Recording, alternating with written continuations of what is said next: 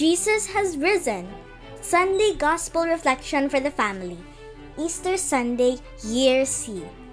A reading from the Holy Gospel according to St. John. On Sunday morning, while it was still dark, Mary Magdalene went to the tomb and saw that the stone had been rolled away from the entrance. She ran to Simon Peter and to Jesus' favorite disciple and said, "They have taken the Lord from the tomb. We don't know where they have put him." Peter and the other disciples started for the tomb. They ran side by side until the other disciple ran faster than Peter and got there first. He bent over and saw the strips of linen cloth lying inside the tomb, but he did not go in.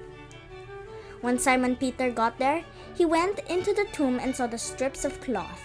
He also saw the piece of cloth that had been used to cover Jesus' face. It was rolled up in a place by itself. The disciple who got there first then went into the tomb, and when he saw it, he believed. At that time, Peter and the other disciple did not know that the scripture said Jesus would rise to life. The Gospel of the Lord. Gospel Trivia. Easter is a time of great joy, happiness, and celebration. It is also a time of great hope because the resurrection of Jesus shows us that nothing is impossible to God. Jesus is risen from the dead to forgive our sins and bring us all new life. It is a day for fresh starts and new beginnings, knowing that Jesus will always be with us. And so today we are filled with joy and we look to the future with hope. Hope is not just about wishing for things to get better without doing anything about it. We have been told that a person who has hope lives differently. They have been granted the gift of new life.